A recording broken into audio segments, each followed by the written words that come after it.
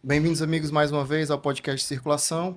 E hoje nós vamos conversar um pouco sobre câncer, prevenção, diagnóstico e tratamento. Agradecer também ao nosso patrocinador master de hoje, que é a Medsicó. E o André vai apresentar agora nossos colegas. Para começar essa conversa, hoje estão com a gente o Diego Almeida, que é cirurgião oncológico do ICC, do Hospital Walter Cantídio e cirurgião de trauma do IJF. Também veio o Dr. Dácio Macedo, que é cirurgião oncológico, titular da Sociedade Brasileira de Cirurgia Oncológica e também é titular do Departamento de Tumores Cutâneos do Instituto do Câncer de Ceará. Para começar, eu acho que a gente devia primeiro definir o tema um pouco melhor, né? Câncer é um negócio muito amplo. Para não ficar essa coisa muito ampla, a gente vai tentar restringir um pouco ao que os convidados são mais habituados ou que trabalham mais no dia a dia. Mas eu acho que antes da gente entrar no tema deles, a gente devia ir um pouco mais atrás e tentar explicar assim para a população mesmo o que é que seria câncer. Explica aí, Diego, para a gente. Boa noite, pessoal. Boa noite, André. Boa noite, Ciano. Prazer estar aqui. Em relação ao câncer, a gente na verdade, é uma explicação muito ampla e longa do que é o câncer, né? Mas assim, a gente tem, por definição, o câncer sendo um tumor de crescimento maligno, que diferencia dos tumores benignos devido ao potencial de invasão de órgãos contíguos e potencial de metastização, ou seja, disseminação do tumor para outros órgãos. Né? Isso é o grande diferencial dos tumores benignos para os tumores malignos, que a gente chama de câncer. A gente tem uma gama enorme de tumores do tipo malignos, né? Que a gente vai citar, obviamente, vários aqui e aprofundar em alguns. Mas o importante da gente ter essa conversa aqui é para a gente poder alertar a quem estiver assistindo da importância da prevenção, do diagnóstico precoce e do tratamento efetivo de acordo com o tipo da patologia. E Dácio, aproveitando aqui que você também é especialista cirurgião oncológico, quais seriam os cânceres mais frequentes na população geral? Primeiramente, boa noite, pessoal. É um prazer enorme estar aqui com vocês. Há muito tempo eu estava querendo fazer esse podcast, né? Recebemos o convite aqui do André e do Tiziano e a gente está aqui. Pronto, excelente pergunta, André. Inclusive, é um tema, uma pergunta muito frequente entre os pacientes e entre os estudantes de medicina. Eu acredito que todos aqui, a gente faz parte de um contexto acadêmico também, temos residentes, acadêmicos.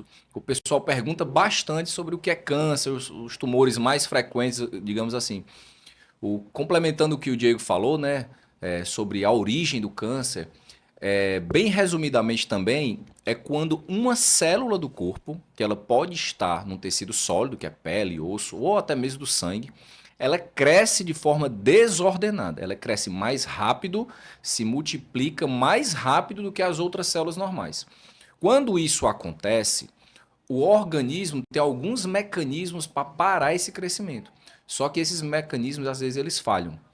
E essa célula, quando ela cresce desordenadamente, ela se transforma no que a gente chama de câncer. É basicamente isso.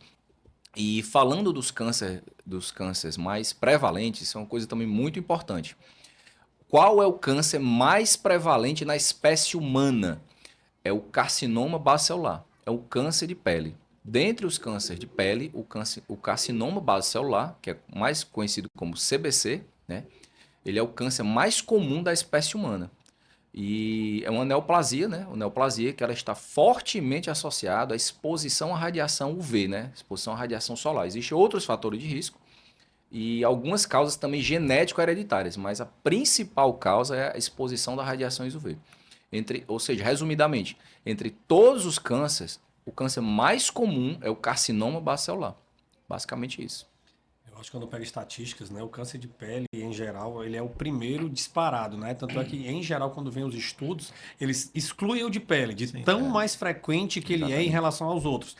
Mas a gente lembra que os outros também são frequentes, os de mama, principalmente nas mulheres, o de colo do útero, o de pulmão ainda é muito frequente, mesmo com essa baixa do tabagismo que diminuiu nos últimos anos. E os gastrointestinais têm aumentado muito em número.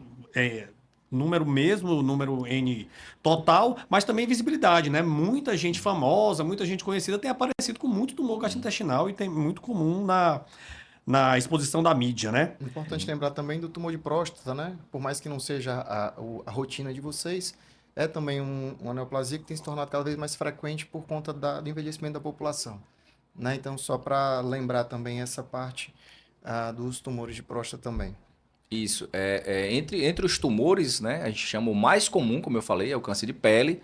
E se a gente estratificar por sexo, na mulher, né, sexo feminino, o câncer mais comum é o de mama, né, e no homem, o câncer de próstata. Existem alguns fatores de risco, né, que eles consideram fatores gerais, né? Embora cada câncer seja praticamente uma doença diferente, né? O câncer de pele tem uma fisiopatologia, o câncer de mama tem uma diferente, mas existem fatores que são associados a múltiplos cânceres. Vocês conseguem citar alguns para a gente passar para a população? Assim, hoje em dia, é difícil você generalizar com todo o conhecimento que a gente tem sobre determinado tipo de câncer. Então, a gente acaba determinando os fatores de risco de acordo com a patologia. Obviamente, a gente sabe que pacientes, a idade é um fator geral, né, de predomínio, né, da maioria dos cânceres. Quanto mais idoso, mais difícil o controle celular, o controle da replicação celular, e mais ordenadamente vai crescer as células e maior chance de ter o tumor. Então, assim, idade, alguns tumores são mais relacionados a sexo, né, ou masculino ou feminino.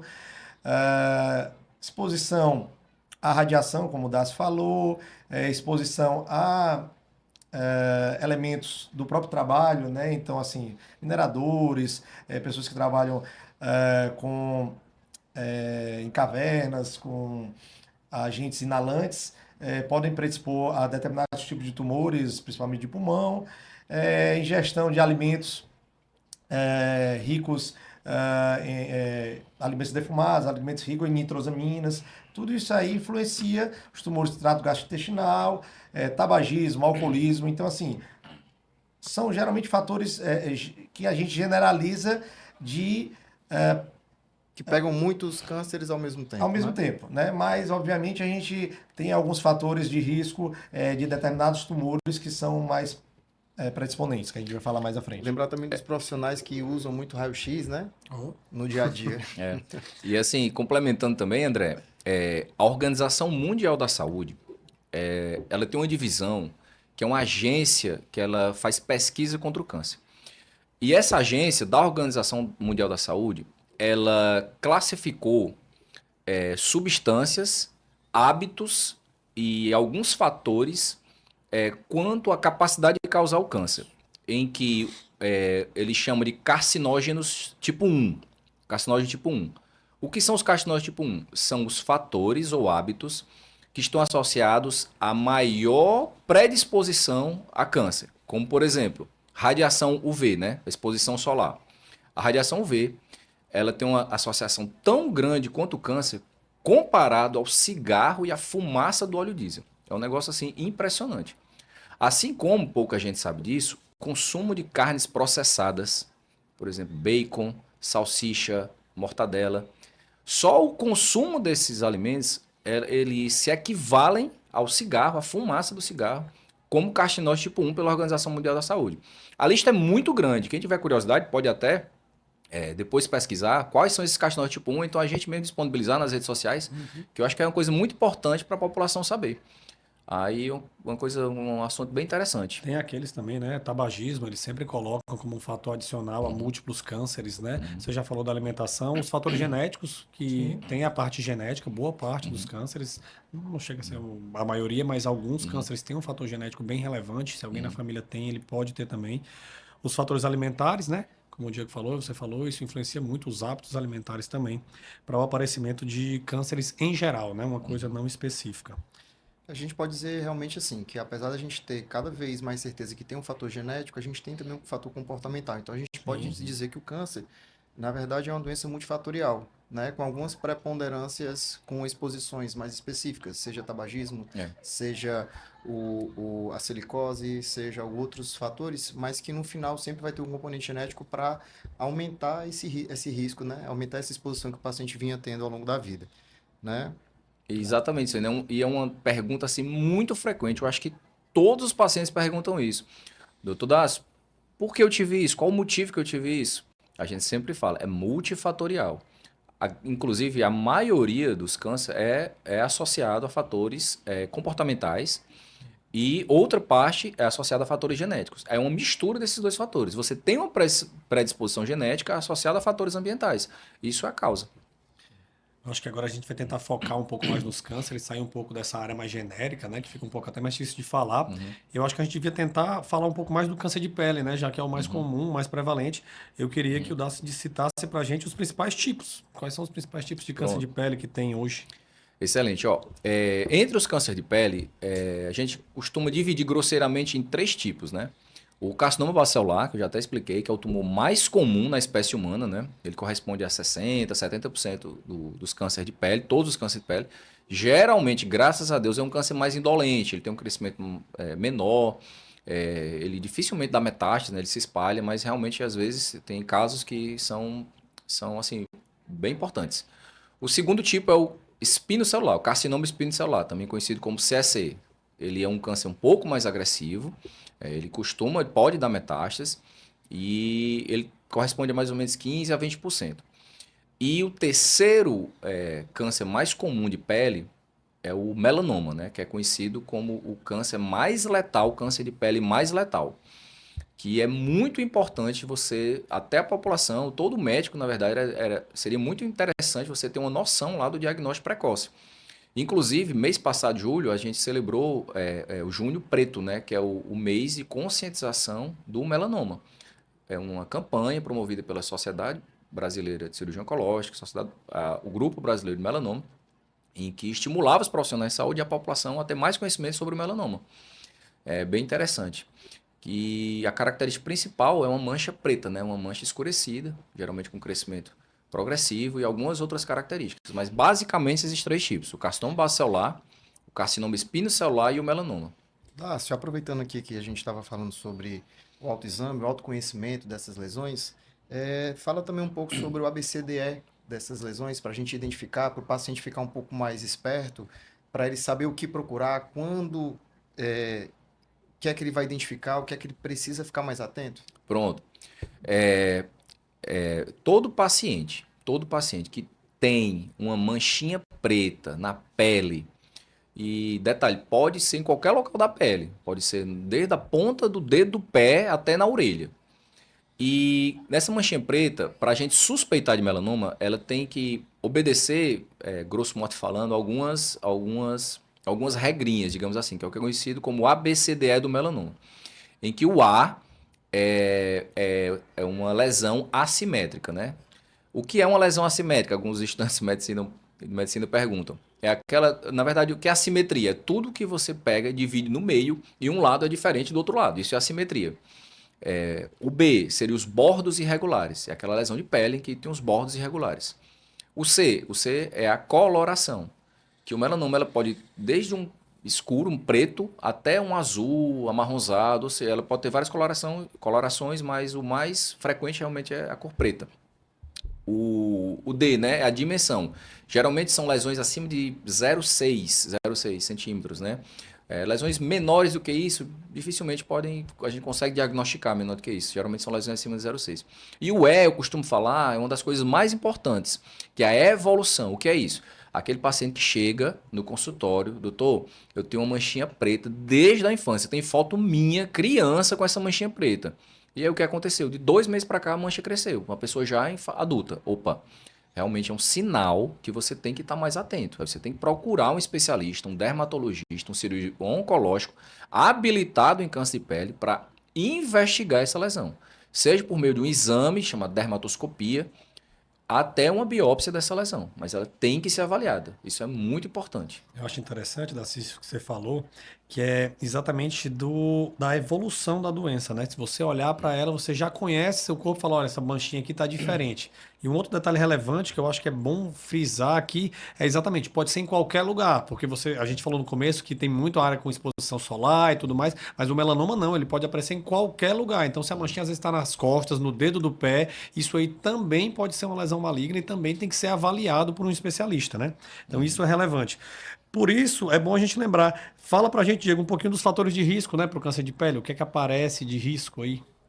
Não, é o que é o que o Dácio falou no começo, né? A exposição à radiação, ela é uma exposição cumulativa. Então, assim, você não, principalmente do CBC, que é o bacelar, e do CSC, elas têm muita essa relação da exposição solar ao longo do tempo. Então, o paciente que acumula exposição decorrente principalmente da sua profissão, então a gente pega muito, né, Dácio, lá no ICC, agricultores, pessoas do interior do estado, que vem ao longo de 30, 40 anos exposto à radiação solar e muita ceratose actínica e muitas lesões iniciais ou até lesões mais avançadas que achavam que era um sinal qualquer e foi procurar o atendimento já muito tempo depois.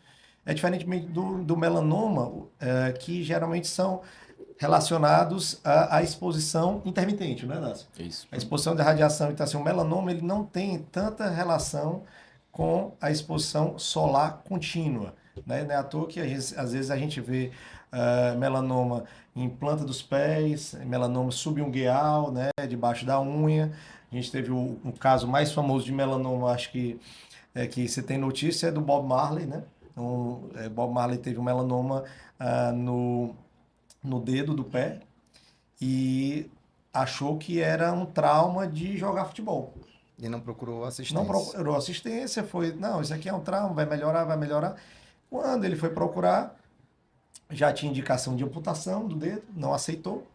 E depois a doença evoluiu o seu curso natural com metástase e levou ao falecimento do Bob Marley com 40 e poucos anos. Entendeu? E aproveitando também, Diego, já que você falou que tem muita relação com exposição solar, esses cânceres de pele, em questão de histórico familiar, coloração de pele, tem alguma relação também? Pacientes com coloração de pele mais clara têm mais risco, pacientes que têm histórico familiar têm mais risco para melanoma, para CBC, para CSC. Fala aí um pouco, cara. Isso. A gente costuma dizer que qual o maior fator de risco de você ter um melanoma? O maior fator de risco é você já ter tido um melanoma. Ou seja, assim como a história familiar também. Quem tem uma história familiar de melanoma é um fator de risco, tem mais chance de você ter um melanoma também. E a cor da pele, né? Existe até uma classificação que os dermatologistas a gente classifica. Quanto mais branco, olho azul, cabelo branco ou ruivo você tiver, mais chance você ter um câncer de pele pela menor proteção da melanina natural da pele. Ou seja, quanto mais branco você é, e isso tem forte associação com a exposição solar. O melanoma, como o Diego falou, ele é associado a uma exposição solar intermitente. O que é isso? É aquela pessoa branca que vai para a praia e ela não bronzeia, ela se queima, fica com aquela insolação. Isso até fica de alerta para as mães, porque tem estudos que mães que levam crianças para a praia e as crianças se queimam, tem aquela insolação, a exposição cumulativa, várias queimaduras solares, elas estão associadas ao desenvolvimento de melanoma na fase adulta e até de forma precoce. Aí fica o alerta para uso de protetor solar e proteção mecânica para essas crianças. Curiosidade. Paciente albino pode ter melanoma? Pode sim. Porque o albinismo ele é uma doença genética, né? Autossômica recessiva. E existem casos, sim, com caso de melanoma, porque o melanoma ele pode ter um dos melanomas que a gente que é conhecido, é o melanoma não pigmentado, né? O melanoma melanocítico, me fugiu a palavra agora. Aí pode acontecer sim. Existem casos relacionados à história do melanoma, na verdade é um capítulo enorme da oncologia, mas existem casos que a gente detecta paciente com metástase de melanoma sem identificar a lesão primária. Então, existem casos em que a lesão regride, a lesão cutânea regride, e você vai identificar o paciente já com metástase ganglionar, uma metástase cerebral, uma metástase hepática, e você não consegue identificar de onde é que surgiu. Eu acho que essa parte é a parte que a gente começa a tirar dúvida, né, Tiziano, É. quando tá aqui na conversa. Uhum. Tem uma dúvida também. A gente falou muito que a exposição solar, né, é muito associada aos tumores, principalmente ao CBC. Mas e nos dias frios, nos dias nublados, isso também ainda tem esse risco? Ou seja, ainda tem que passar aquele protetor solar mesmo no dia frio, no dia nublado? É o seguinte, desculpa. E existem estudos, certo, que eles avaliam tudo isso, porque o que é a causa do raio UV, tanto pode ser UVA, UVB, isso aí já a gente já partiria para uma discussão de física, né? E o que é, digamos assim, é o princípio físico do desenvolvimento da neoplasia pela exposição dos raios UV. A radiação ionizante, ela é capaz de alterar as moléculas, as partículas de DNA da pele. E quanto maior a intensidade desses raios, mais chance de isso acontecer. Em dias nublados, obviamente, diminui a intensidade dos raios solares, Mas não anula. mas não anula. Aí a orientação é que sempre realmente no período de maior exposição solar, né, que é de 10 da manhã às 4 da tarde, você mantenha uma proteção tanto mecânica, que pode ser chapéu, óculos escuros, blusa de proteção, como a proteção do protetor solar tradicional. Em dia nublado você falou, mas em dia frio, cara, eu já peguei praia em locais frios que eu achei que, isso não vai me queimar. Meu amigo, foi a maior insolação que eu tomei na minha vida, foi em Não, Florianópolis. queima. E o pessoal fala muito das montanhas, né? Quem sobe, né, vai para esquiar nas Sim. montanhas, você tem que usar protetor, tem que usar óculos de sol, que a que a intensidade de radiação O solar que é a muito gente alta. o que a gente não percebe, isso tem na literatura que a gente estuda, é que a profissão que está mais exposta à radiação UV é o piloto de avião. Então, assim, a gente nunca lembra de perguntar se o piloto de avião usa protetor solar, né? O raio valioso. Coincidentemente, eu estive viajando agora com um amigo meu, que ele é comissário de bordo. E ele falou justamente isso, que como eles voam muito, né? Existem estudos que a intensidade da radiação que eles se expõem assim, de uma forma absurda. Aí eles, inclusive, têm uns treinamento, protocolos, tem você vários protocolos que você tem que seguir, usar protetor especial. E assim, mais do que piloto de avião, são os astronautas que moram na estação espacial, que não moram, né? Vão para a estação espacial. Aí é absurdo, né? Mas lá é outra história, né? Eu acho que a gente está entrando mais no tema da prevenção, né? Agora a gente está falando que tem que usar o protetor solar, né? E tudo. Agora eu tenho uma dúvida. Mas aquelas roupas de proteção UV, né? Que se vende, todo mundo compra, bota nas crianças direto. Aquilo funciona de verdade? Funciona. Funciona bastante. A questão é que a roupa ela não vai proteger a face, né? Onde a gente tem O maior índice de CBC e SEC, né? Exatamente. Então, assim, Exatamente. esse é o grande problema. Não adianta você usar a blusa se não passar um protetor na face, né? E para os carecas, esquecer de passar o protetor, não é o seu caso, André, né? Que já passou por essa fase. Mas é passar o protetor na careca, né? Eu ainda passo, viu, Tem que passar pessoal? o protetor na careca, porque é importante. A gente pega, às vezes, muito CBC de couro cabeludo, né, Dácio? E é um CBC difícil de tratar, porque é uma área que, às vezes, o CBC grande exige rotação de grandes retalhos, grandes cirurgias. E é uma área que não tem muita pele para doar, né? Não, exatamente. Pois Então, eu dou uma dica exatamente para quem tem criança e quem tem pouco cabelo, que nem eu.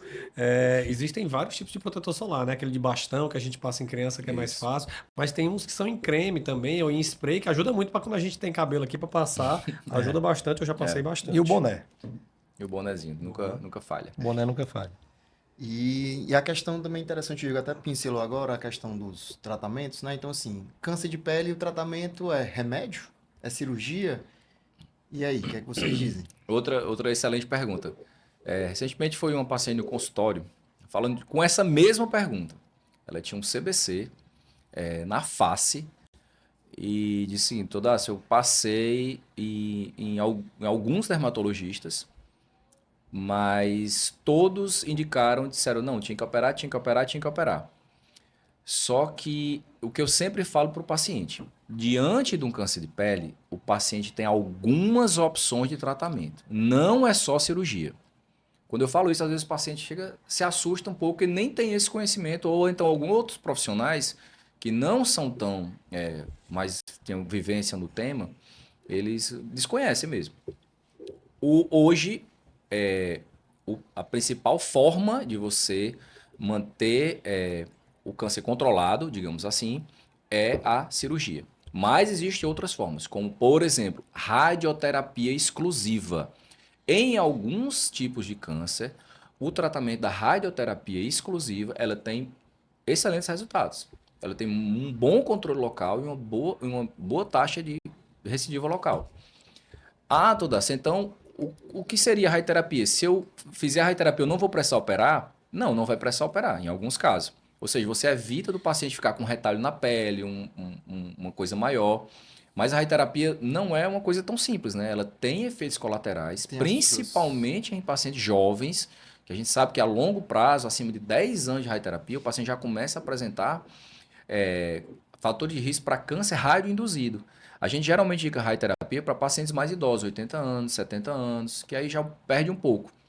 Ou para aquele paciente que não quer operar de todo jeito. Mas assim, é um tratamento de exceção, né? É o tratamento, Não né? seria a primeira escolha, né? Tratamento de primeira Não. escolha geralmente é cirúrgico e de preferência com um cirurgião habilitado a esse tipo de procedimento. Porque a gente vê muito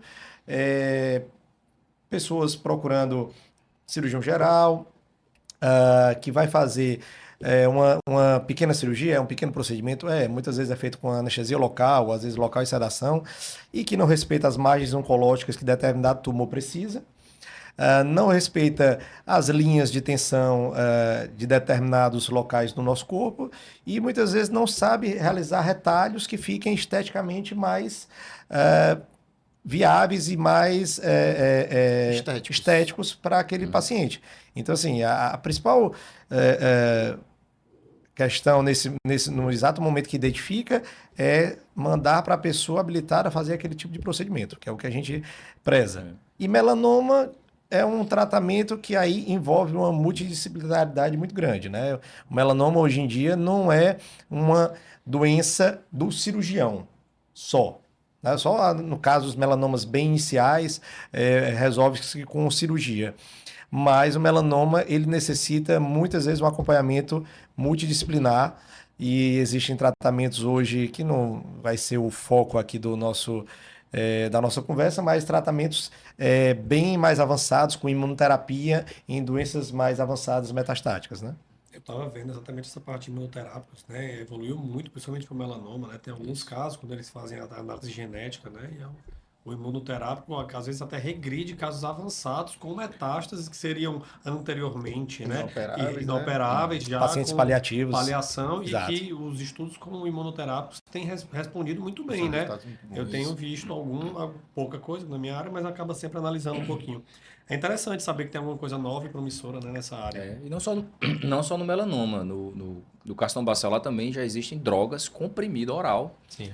que eles têm uma boa efetividade, eles se diminuem e acabam com o melanoma, mas são situações bem especiais, é um quimioterápico e ela é usada para carcinoma bacelar bem específicos, associados a algumas síndromes genéticas. Paciente que tem síndrome de Gorlin, que é síndrome dos múltiplos CBCs, existe uma droga que é conhecida como Vismodegib, que é um comprimido que você toma e ele regride, ele segura os melanomas.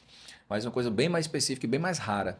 Mas o paciente tem que saber que existem essas possibilidades, tanto da cirurgia, como da radioterapia, como do tratamento oral, comprimido. E essa é a importância de procurar o especialista, né? Exatamente. Do cirurgião oncológico que tem esse traquejo com o câncer de pele, porque ele consegue trazer todas essas opções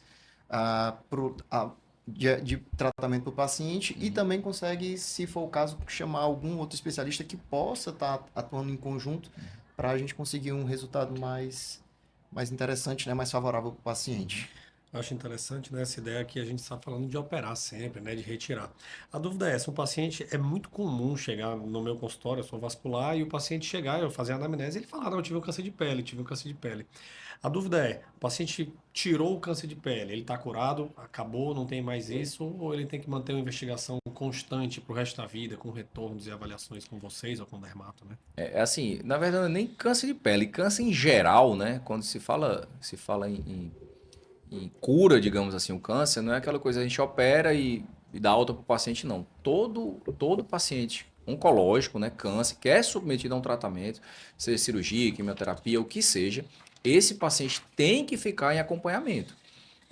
Aí esse acompanhamento varia muito de tipo de câncer ginecológico, gastrointestinal, câncer de pele, mas a recomendação é que esse paciente sempre fique em acompanhamento. Pelo risco de recidiva, o câncer pode voltar, não só no local, como em alguma outra parte do corpo. No caso do câncer de pele, o paciente venha para consulta de forma frequente, a gente faz o exame físico, vê a pele do paciente, vê as lesões precursoras e vai fazer o acompanhamento. Mas realmente, sim, todo paciente que é submetido a esse tratamento ele tem que ficar nesse acompanhamento, que aí o tempo varia de neoplasia para neoplasia.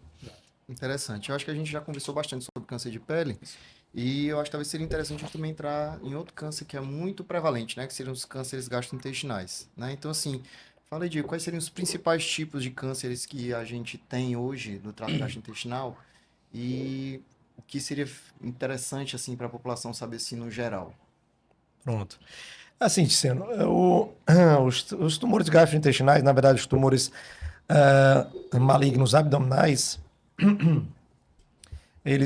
têm uma variedade muito grande. A gente foca muito, vai focar mais na conversa na questão do coloretal, que é o terceiro mais comum, tanto nos homens quanto nas mulheres, atualmente, né? Tanto no Brasil quanto no mundo.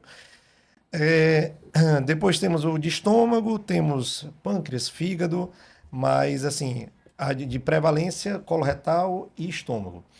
A gente sabe que nos últimos anos vem se detectando bastante essas neoplasias, né, tanto coloretal quanto estômago, em decorrência da maior facilidade dos exames diagnósticos, né? Então, assim, há 30, 40 anos atrás, fazer uma endoscopia, uma colonoscopia, era difícil achar no sistema público de saúde, era caro no sistema privado.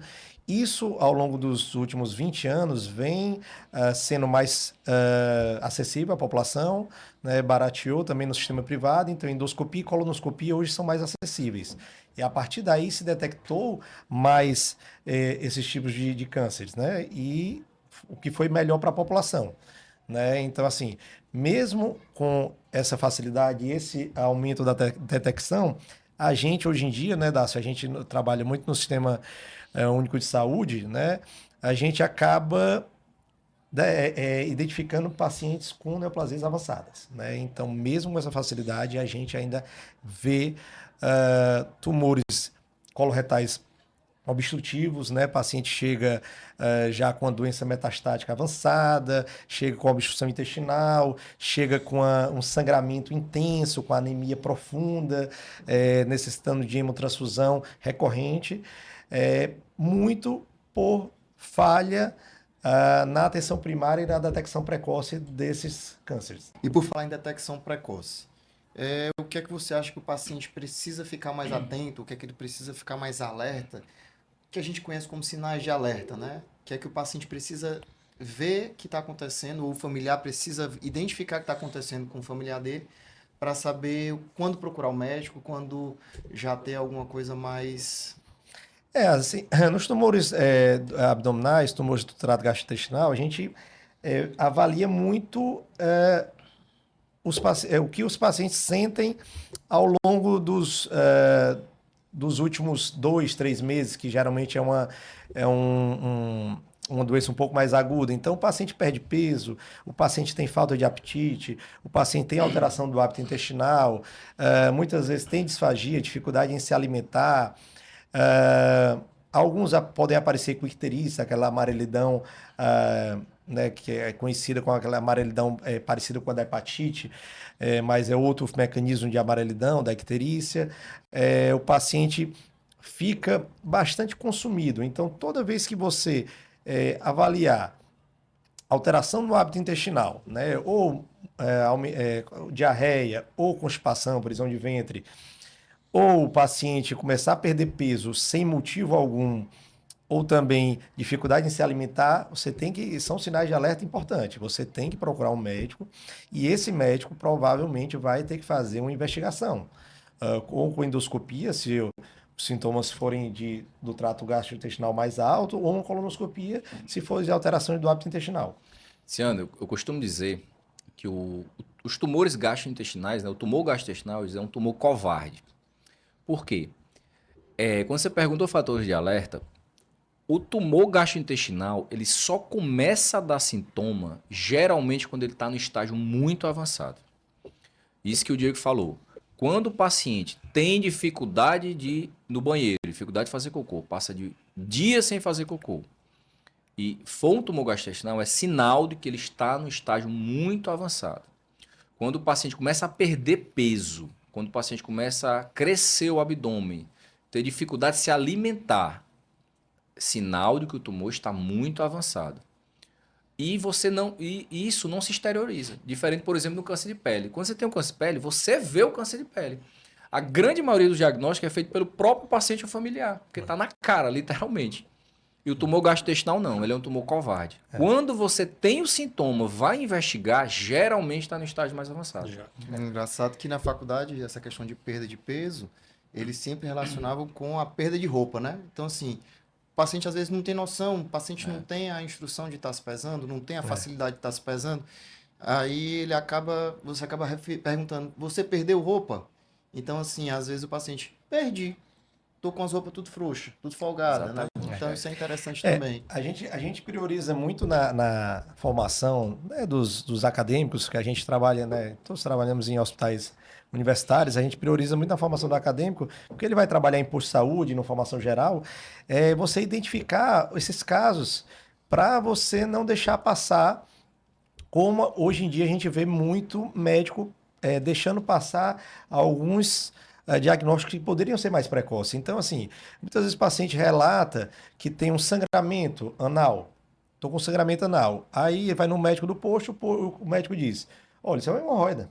Não examina o paciente nem nada, é uma hemorroida. Aí passa uma pomada para hemorroida e pronto. Daqui a 2, 3 meses, o paciente volta com obstrução intestinal, consumido, caquético, sem conseguir se alimentar, e era um tumor de reto, um tumor de canal anal. Então, assim, a gente enfatiza muito. Paciente com anemia, como chega paciente no posto de saúde, um paciente já de seus 40, 50 anos, eu estou cansado e tudo, inapetência, aí vai fazer um exame de sangue, está com a hemoglobina de 5, 6, aí um médico desavisado, um médico mal formado, vai falar o quê?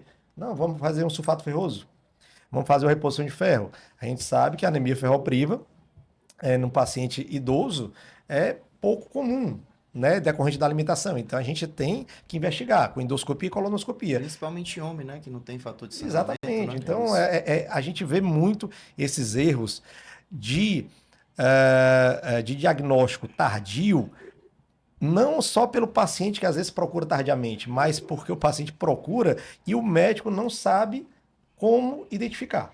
Hoje mesmo eu estava avaliando uma paciente no consultório que, durante a anamnese, conversando com ela, me deu seus exames, o que você está tomando de medicação. Ela foi lá, tinha uma anemia, estava tomando sulfato ferroso, uma senhora de 70 anos, com uma anemia. Eu perguntei, mas você investigou? Por que você tem uma anemia? Não, acabei indo em outro médico, sem citar locais ou como foi. E ele me deu esse remedinho aqui e disse que eu ia melhorar com isso. Isso eu acho que é inadmissível, né? Porque nem todo sangramento intestinal, ele vai ser visível, né? Muitas vezes ele pode ser digerido, pode ser um sangramento pequeno, né? Que não seja exteriorizado, né? Eu lembrei de um aforismo agora também, outro, né? Nem tudo que sangra é hemorroida, né? Exatamente. Isso é importante. Eu tenho outra dúvida, na verdade. Ultimamente, a gente tem visto muito paciente que tem se submetido à cirurgia bariátrica, né? E boa parte das cirurgias bariátricas, hoje, elas refazem o caminho do estômago ou eles cortam um pedaço do estômago que ele fica fora do trânsito, né? Onde você não consegue mais acessar com endoscopia. Vocês acham que esse tipo de cirurgia tem dificultado o acesso à investigação ou tem aumentado a incidência de câncer nesse estômago que ficou não O acessível? estômago excluso. Na verdade, o bypass, né, que é feito, que você deixa o estômago excluso, não vai afetar, não vai aumentar a incidência de neoplasias nesse estômago excluso. Mas ele pode ter. E é um estômago inacessível. Acontece. O diagnóstico é mais tardio? Porque o paciente muitas vezes vai identificar com sintomas de dores abdominais, de aumento do volume abdominal, sintomas de sangramento de doença avançada. de doença avançada. Então, assim, a gente opera, já pegamos alguns casos de tumores no estômago excluso, mas não é tão comum E assim, não teve um aumento da incidência decorrente da bariátrica, não. Isso aí não terá. Mas realmente é um tratamento um pouco mais complexo, né? Porque a gente vai mexer num local que já fez uma cirurgia prévia e num local inacessível para o principal exame diagnóstico, que é a endoscopia. Interessante. Diego, e outra coisa, na questão de prevenção e rastreio, a gente falou muito aqui nos cânceres avançados, sintomas quando o paciente chega já com muito tempo de evolução, já às vezes já o paciente já chega sem condição de operar, né? Quando é que a gente pensa em fazer um exame diagnóstico? Existe um protocolo de rastreio para esses cânceres? Existe um fator familiar? Se o meu pai teve, eu preciso fazer esse acompanhamento? Se é estômago, intestino? Conta aí um pouco sobre isso. Pronto. Hoje em dia, a gente aqui no Brasil, né, a nossa sociedade de coloproctologia, né, instituiu a idade de screening, né, de rastreio de 45 anos para colonoscopia. Né? Então, todo paciente, independente do histórico familiar, né, ou do histórico pessoal, ele vai ter que fazer uma colonoscopia aos 45 anos. Infelizmente, isso a gente não vê na prática, principalmente no Sistema Único de Saúde, a gente não vê. Né? Então, a gente pega muitos pacientes com 60, 70 anos que chegaram até certa idade e nunca fizeram uma colonoscopia. Eu vou além, Diego, do particular também. Tem muito paciente com 70, 80 anos que eu atendo Exato. que nunca fez uma Exato. colonoscopia e nem nenhum médico pediu. Eu acho que é Exatamente. aí que está o erro, porque ela passou por vários médicos, teve acesso e não foi pedido. Isso aí, ao longo do tempo, isso aí vem mudando. Acho que a população, por exemplo, hoje em dia, eu vejo muitos colegas, principalmente ginecologistas, que a mulher vai no ginecologista todo ano. Então não tem por onde ela fugir. O ginecologista, a maioria já estão bem conscientes. Chegou aos 45 anos, pede a colonoscopia. Não precisa ir para o cirurgião oncológico, não precisa ir para o coloproctologia. Ele consegue ver se o exame é normal, se o exame é alterado e depois encaminhar. Né? Então, isso é uma educação contínua na nossa área. Então, na nossa formação dos médicos generalistas, isso com o tempo vai melhorando. Mas a gente ainda vê muitos pacientes sem esse exame. Em relação à endoscopia, não existe um protocolo definido de quando se fazer endoscopia de rastreio. Então, isso aí não existe. Existem determinados históricos familiares, né, de câncer gástrico familiar, mas não teve. Já foi feito vários estudos, tanto europeu quanto americano, para realização de screening endoscópico, e não foi visto benefício no contexto social da doença. Né? Então, assim, o benefício de você diagnosticar um câncer precoce para o paciente, daquele determinado paciente, é ótimo. É ótimo, é o que a gente quer.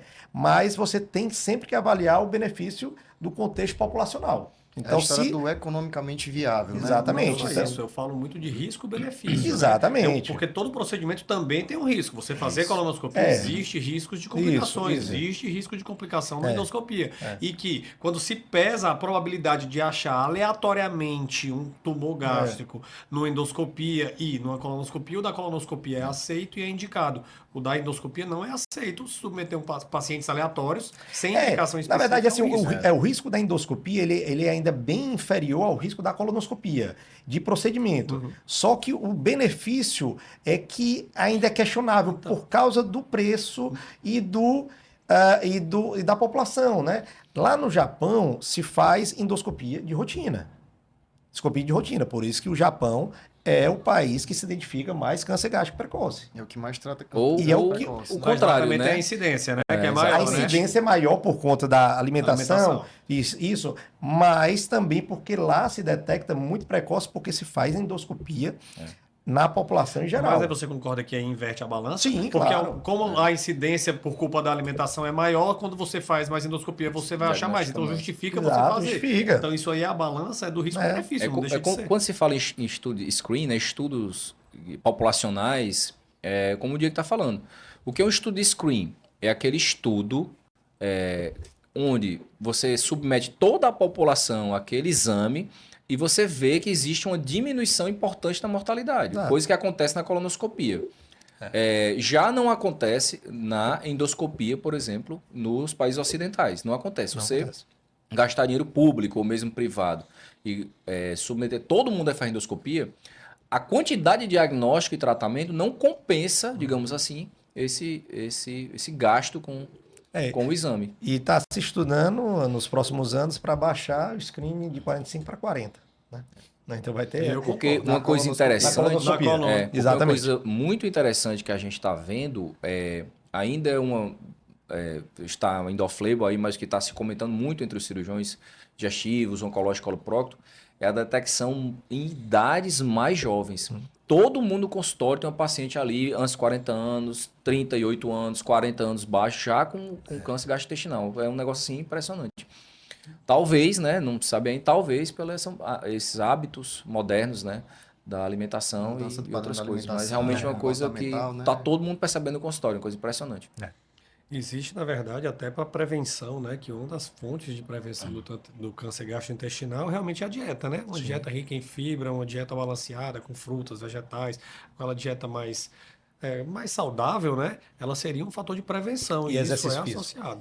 É interessante. Os fatores de risco para o câncer gastrointestinal por câncer coloretal, né, são os mesmos fatores de risco para a doença cardiovascular, que é o quê? Baixa ingesta de carne, aumento da ingesta de frutas, verduras, fibras, exercício físico, perda de peso, sobrepeso, obesidade. Por isso que é muito importante. Álcool, tabagismo, né? Também Isso. bem associado, né? Na verdade, vamos tentar falar um pouquinho dos tratamentos cirúrgicos, né? Na verdade, a maioria desses cânceres tem que ser extirpado, né? Tem que ser operado, né? Acho que nesses aí eu não lembro nenhum que trate apenas com medicação ou com radioterapia. Alguém lembra? Na verdade, assim, a gente puxa muito para o nosso lado, né, da cirurgia oncológica, né? Mas realmente o único tratamento com potencial curativo é o tratamento cirúrgico. Né? A gente brinca com os oncologistas, principalmente hoje é o dia do oncologista, né? Então, parabéns aí para todos. Parabéns a todos os nossos amigos oncologistas. Mas a gente brinca que a quimioterapia e a radioterapia, ela não cura por si só, não. Ajuda, né? Obviamente, alguns tratamentos radioterápicos, canal anal, alguns SEC de esôfago, tumores de laringe, cabeça e pescoço, curam com radioquimio exclusiva. Mas, principalmente voltado para a nossa área do abdômen, né, do trato gastrointestinal, o tratamento curativo é sempre com cirurgia. Então, assim, a gente tem uma enormidade de doenças nesse espectro e cada uma vai ter uma peculiaridade. Se faz uma radioquimioterapia neoadjuvante, que é antes da cirurgia, se faz a cirurgia antes e depois a quimioterapia depois, que é a quimioterapia adjuvante. Então, assim, isso é de acordo com o tipo de patologia. Cada tipo de câncer desse é como se fosse uma doença diferente. Uma doença né? diferente, Com um segmento diferente, né? Mas eu costumo dizer, para a grande maioria dos pacientes, a única chance de cura é a cirurgia. A única chance de cura é a cirurgia, para a grande maioria dos pacientes. A gente tem Apesar muitos das pacientes que não aceitam a cirurgia. Alguns porque são cirurgias mutilantes, né? Então, o DASO que faz muito essa parte de tumores osteoconectivos, sarcomas de membros e tudo, muitas vezes são cirurgias mutilantes que vai sair com a amputação de membro, com a hemipelvectomia, com amputação. Então, assim, são cirurgias que muitos dos pacientes não toleram. Querem fazer algum tratamento com rádio, com quimioterapia exclusiva e a chance de cura diminui drasticamente. Né? Outros pacientes da gente, da minha parte do abdômen, não aceitam ficar com colostomia. Então, a gente tem vários pacientes ao longo desse tempo que a gente está nessa especialidade que, infelizmente, faleceram por não aceitarem a cirurgia mutilante. Então, às vezes, a gente pega um tumor de canal anal num paciente que o tumor invade o reto, invade próstata, bexiga, e você tem que ficar com uma colostomia para o conteúdo fecal e uma derivação urinária para a urina. 2 bolsas de ostomia no abdômen. Às vezes, no paciente jovem, de 35, 40 anos, muitos não aceitam. Então, assim, a gente ainda passa por esse problema no consultório, no ambulatório, que é exatamente a não aceitação de um tratamento mais agressivo. Com potencial de cura, sim, mas com uma perda da qualidade de vida futura, né? E teve alguma evolução nos tratamentos? Assim, como a gente está falando de cirurgia, né? Parece que é aquela mesma coisa que se fazia desde quando foi criado, em 1500, 1600. Teve alguma evolução nesse tratamento? Alguma coisa mais moderna? Alguma coisa por dentro? Sei lá, por endoscopia? Ou... Ao longo dos anos, obviamente, houve um desenvolvimento muito grande, tanto na técnica cirúrgica como na via de você fazer essa cirurgia. Hoje em dia, os tratamentos endoscópicos para o tratamento de cânceres precoce, tanto gástricos como coloretais, está bem desenvolvido. Hoje em dia, existem técnicas e aparelhos novos que eles conseguem tratar o câncer em estágios iniciais por endoscopia. Quando o câncer não está tão precoce que já não pode ser tratado por endoscopia, existem algumas outras técnicas ou vias que também podem ser tratados, como por exemplo a videolaparoscopia e mais recentemente a cirurgia robótica, que são, em determinados casos, pode ser muito, muito importante, pode auxiliar bastante no tratamento. Eu acho que nessa parte aí da evolução do tratamento cirúrgico eu peguei algumas coisas ainda quando eu estava na residência, que mesmo com o vascular, a gente às vezes ia ajudar o pessoal da Coloprocto para fazer um implante de stents em tumores obstrutivos, chegava a fazer, parecido a CPRE também, né? Então a gente entrava, às vezes olhava, acompanhava a parte endovascular que existe da parte oncológica, né? Embolização de tumores, A né? gente usa embolização, mas é mais para sangramentos, né? Quando tem alguma complicação, a gente acaba abordando também em conjunto e ajudando. E muitas vezes nos tumores de pele ou de reto peritônio também fazendo as reconstruções, né? Que às vezes a gente Sim. entra em conjunto, já entrei algumas vezes para reconstruir. Eu achei interessante, Diego, que em algumas vezes eu já entrei contigo. Isso é um pouco mais técnico, mas que me marcou, né? Na minha época, os tumores de pâncreas, quando invadiam alguma veia, eram completamente ressecáveis. E hoje parece que tem alguma coisa, uma tentativa, às vezes, nesses tipos de tumores. Isso aí é verdade ou ainda é mais aquela tentativa de fazer alguma coisa quando a invasão é pequena, para tentar alguma coisa a mais? Assim, os tumores de pâncreas, principalmente os tumores de cabeça de pâncreas, né, que tu está se referindo, são tumores extremamente agressivos, silenciosos, que a gente já vai identificar ele no estágio um pouquinho mais avançado. E como ele tem uma proximidade muito grande com os vasos mesentéricos superiores, a gente tem uma invasão por contiguidade.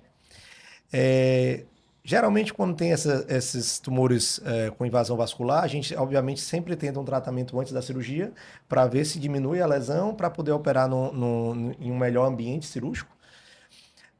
E caso não haja grandes mudanças, você tem a possibilidade de ressecção vascular com benefício de cura, com benefício de sobrevida, né? Tanto a ressecção vascular venosa quanto a arterial. Mas aí você tem que pesar muito aquele paciente, o risco-benefício, né? Obviamente, no paciente de 75, 80 anos, se você for fazer uma duodenopancreatectomia com ressecção e enxerto vascular, Você vai aumentar você muito vai o tempo aumentar o tempo cirúrgico. cirúrgico, a morbidade e com um benefício muito questionável de sobrevida, né? Então, assim, existem essas possibilidades da gente operar com reconstrução vascular, mas tem que ser São pacientes selecionados para pacientes isso. bastante selecionados, com um status performance bom, com idade ok e com toda a certeza absoluta de não ter doença fora do pâncreas, né? Eu achei muito interessante que a gente entrou em alguns casos e acabou ajudando o paciente, né? E eu nem Exato. sabia, né? Eu entrei mais fazendo sua parte vascular, óbvio, mas eu achei interessante. É. Eu queria que a gente falasse um pouquinho agora do papel do cirurgião oncológico no tratamento do câncer. A gente já meio que está falando, né? Basicamente que é isso. Mas, assim, a dúvida seria, quando é que chega do cirurgião oncológico? Porque dificilmente a pessoa vai aqui olhar no catálogo de um plano ou aqui no SUS e falar, eu vou no oncológico. Como é que acabam chegando em vocês, né? Eu costumo falar, muitos residentes, acadêmicos, naquela ânsia, não sabe ainda o que vai fazer de subespecialidade, eles nos perguntam assim, o que seria a nossa diferença do cirurgião oncológico para outras especialidades cirúrgicas que também tratam o câncer, que não é só a cirurgia oncológica. E eu costumo dizer para eles, o cirurgião oncológico, ele trata o câncer como um todo. A grande maioria das outras especialidades trata apenas o tumor. Isso pode parecer uma coisa simples, mas é muito importante. Porque eu acredito que o cirurgião oncológico tem a visão da multidisciplinaridade de uma forma mais ampla. Todo caso de câncer complexo, a gente, no serviço que a gente está, no Estudo Câncer, a gente coloca esse paciente na sessão clínica, na mesa redonda, para discutir junto com o oncologista clínico, com o radioterapeuta, com outros colegas de outras especialidades. Aí eu acredito que essa visão mais ampla do câncer, eu acho que o paciente se beneficia muito. E, inclusive, existem estudos que mostram que o paciente tratado por cirurgião oncológico especialista, ele melhora a sobrevida dos pacientes. O simples fato do paciente procurar um especialista. Então, resumindo, o que o Dácio disse é que basicamente vocês veem o câncer todo dia, diferente das outras especialidades que acabam vendo o câncer como algumas situações, né? Então, um paciente ou outro, fora alguns outros colegas que acabam se dedicando, cirurgião do aparelho digestivo, que acabam se dedicando basicamente também para essa parte de abdômen, né? No geral, os outros especialistas acabam vendo o câncer como casos isolados, né? Não acaba sendo o dia a dia, a rotina do paciente. Exatamente. Exato. E então, assim, a gente entra agora na parte de mitos e verdades, né? A parte mais final A parte aqui. mais final do nosso podcast. E a nossa dúvida, a gente começa com uma perguntinha bem capciosa. Qualquer um pode responder. E afinal, o câncer tem cura ou não tem cura? Essa eu vou deixar para o Diego, né? Porque é uma pergunta muito, muito importante. Todo Rapaz, paciente fala para a gente. A gente tem um colega, né, um grande amigo lá em Sobral, que usava esse slogan, né? O câncer tem cura. Né? O doutor Jansen, um abraço. Um abraço, doutor Chance aí. Na verdade, assim, o câncer tem cura, né? Não é uma doença, assim, tinha um estigma de muito tempo, muitos anos atrás, e a pessoa com câncer estava fadada a falecer em breve, né? E hoje em dia a gente tem uma grande quantidade de casos de cânceres graves em órgãos bem importantes do nosso corpo com cura. E, inclusive, a pergunta não só assim, o câncer tem cura, mas o principal é assim, o câncer que eu acho mais importante é o câncer incurável, o câncer paliativo. Você pode viver bem com esse tipo de câncer, que é o que a gente hoje em dia tem estudado bastante. Os pacientes com câncer incurável, Do ponto de vista cirúrgico. do ponto de vista cirúrgico, do ponto de vista, às vezes, quimioterápico, radioterápico, paciente conviver bem com esse tipo de câncer por muitos e muitos anos com qualidade de vida, né? O que a gente tem mais estudado nos pacientes paliativos, né? Isso Então, tem coisa muito importante. no pessoal da urologia, né? O Sim, câncer de demais. próstata, existem vários pacientes que têm câncer de próstata e vão viver muitos anos sem ter sintomas relevantes da Você doença acaba e vai ser optando por apenas não um acompanhamento. operar. Você vai Exato, fazendo o, paciente, radioterapia, o Dácio né? mesmo, na parte que ele trata de melanoma, né? Antigamente o melanoma metastático era igual a uma sentença de morte. Né? Hoje a gente tem um tratamento, o Dácio mesmo veio aí, né? Antigamente, década de. Não muito longe, década de 80, 70, o melanoma, que a gente chama de estágio clínico 4, quando ele está espalhado, né, já tem metástase, sobrevida era meses. Hoje em dia, com o tratamento multimodal, com o uso de drogas novas, tem alguns casos você consegue falar em cura do melanoma metastático. É um exemplo. E sobre cura, né, se o câncer tem cura ou não, os livros em geral, até as orientações dos guidelines, dos consensos, orientam, depois que um paciente é operado, tratado de um câncer, obviamente tem suas peculiaridades, você faz um acompanhamento durante 5 a 10 anos. Após esse período, você está autorizado a não mais acompanhar o paciente. Parabéns, você está curado. Isso talvez é o que se aproxima mais da ideia de cura do câncer. Perfeito. Mas não é nem bem isso. Por que esse tempo? Porque é o tempo em que o paciente atinge as mesmas chances de ter um câncer da população normal. Depois de 10 anos, 5, 10 anos de tratamento, a chance dele ter um câncer novamente vai ser a mesma de uma pessoa que nunca teve. Portanto, essa ideia de que o câncer tem cura, geralmente é isso. Quando você trata o câncer de forma adequada e o paciente fica sem doença durante um período de tempo, que varia entre 5 a 10 anos, dependendo do tipo de câncer. Existe uma ideia geral que cortar o câncer vai espalhar ele no corpo. Isso é verdade? Assim, cortar o câncer, temos duas formas de interpretar isso. Se você for retirar o câncer completo, joia, Não vai espalhar. Obviamente, se você for retirar uma parte do tumor e deixar outra lá, né, ele vai se espalhar e não tem como. Eu acho que existe uma técnica cirúrgica exatamente para isso Exato. não acontecer. Você Justamente. cortar da forma correta e tirar Exatamente. o máximo Você tem- possível, A né, da resposta é essa, ressecção. depende. Depende. de quem tá operando, né? Depende de quem tá operando. Isso que eu falo muito para colegas que não são especialistas, diante de um caso de câncer que você acha que não está habilitado a fazer. Se na verdade, se chega a dúvida na sua cabeça, você sabe ou não tratar, não faça. Não mexa, encaminhe para um especialista. A melhor coisa que você vai fazer para o Está paciente. numa urgência, se está numa urgência, às vezes a gente pega encaminhamento de vários colegas estavam num plantão, pegou um paciente obstruído com um tumor imenso de reto, pegando bexiga, pegando próstata, e aí o paciente não dá para ressecar, faz a ostomia, fecha a barriga, tira da urgência e manda para o especialista, né? O que a gente pede. Próxima dúvida. Todo câncer é hereditário? Sempre que seu pai ou sua mãe tiver, você vai ter? Não, o contrário. A maioria dos cânceres são esporádicos, né? esporádicos. Que a gente chama, né? Eles vêm de uma mutação genética. Os pacientes até têm dúvida quanto a isso. Ah, doutor, é genético, então minha família pode ter, meus filhos... Não.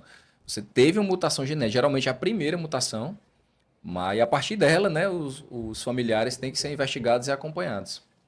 Mas a resposta é não. A maioria não é hereditária, a maioria é esporádica. A gente tem algumas doenças, obviamente, algumas síndromes hereditárias que a gente tem uma prevalência de determinados tipos de câncer, né? Então, a gente tem polipose adenomatose familiar, inclusive eu tenho uma família com 4 irmãs, né? Das 4 irmãs eu operei 3 de colectomia total, decorrente de polipose adenomatose familiar, né? Então, é prevalência muito alta de câncer coloretal nesse tipo de família.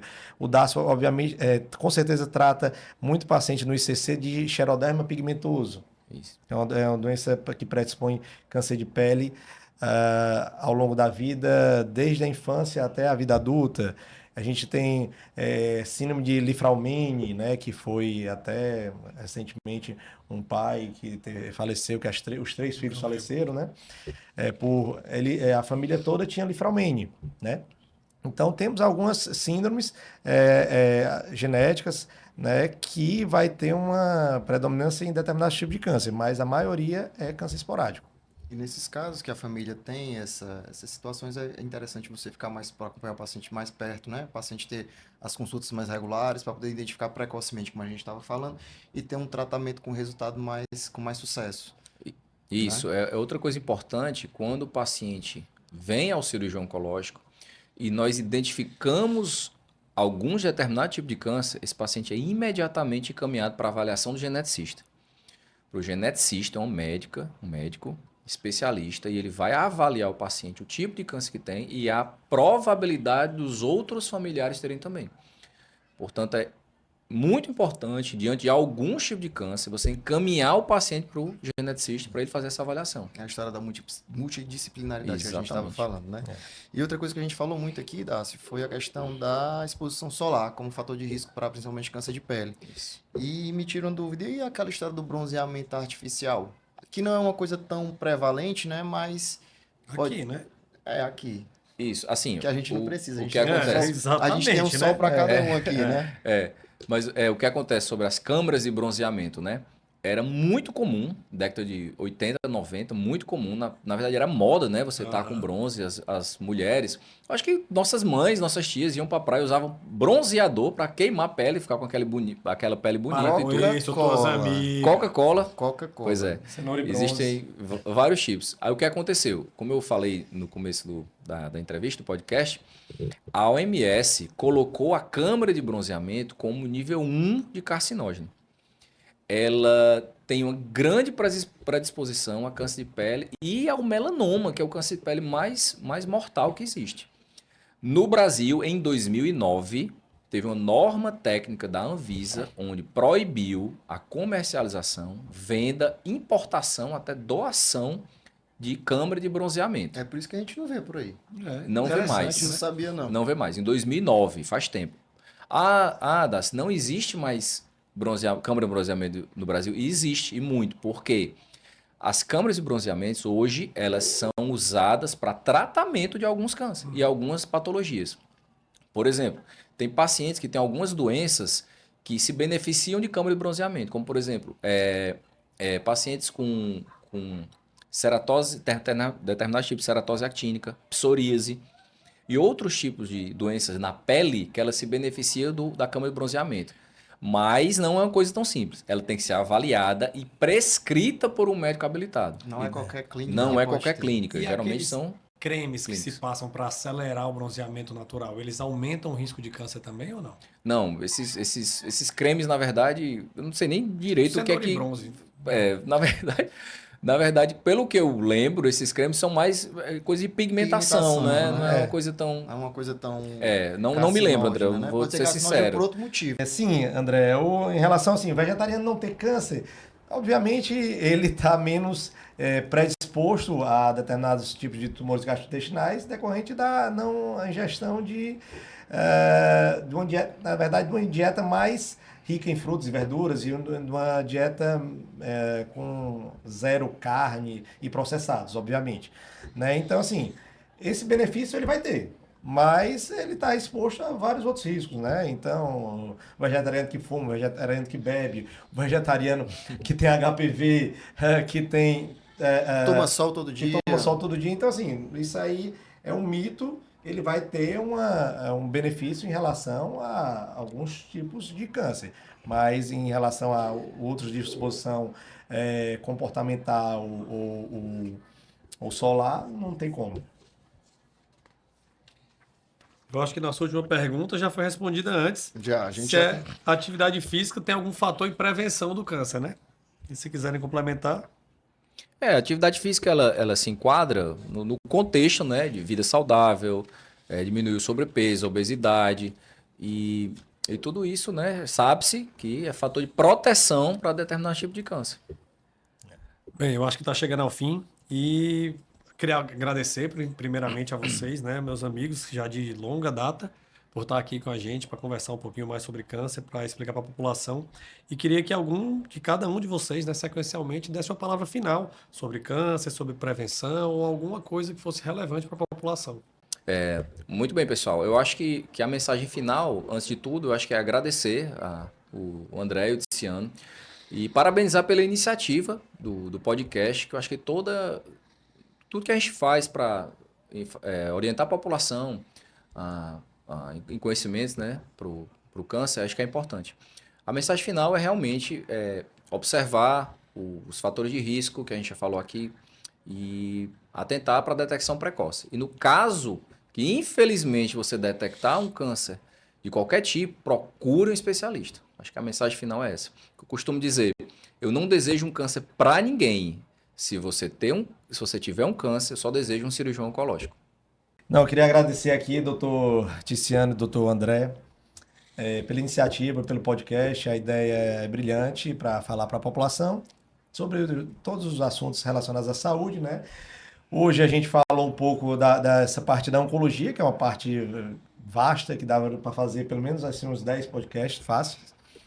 E assim, a mensagem que eu quero deixar para todos é ter uma vida mais saudável possível, né? Então, evite o máximo dos fatores de risco que a gente citou aqui, né? Tem uma vida com atividade física, tem uma vida menos sedentária, sem álcool, sem tabagismo, mantendo um peso adequado, ingerindo bons alimentos, menos processados. Então, isso tudo vai facilitar a sua vida e você ter uma chance menor de ter um câncer.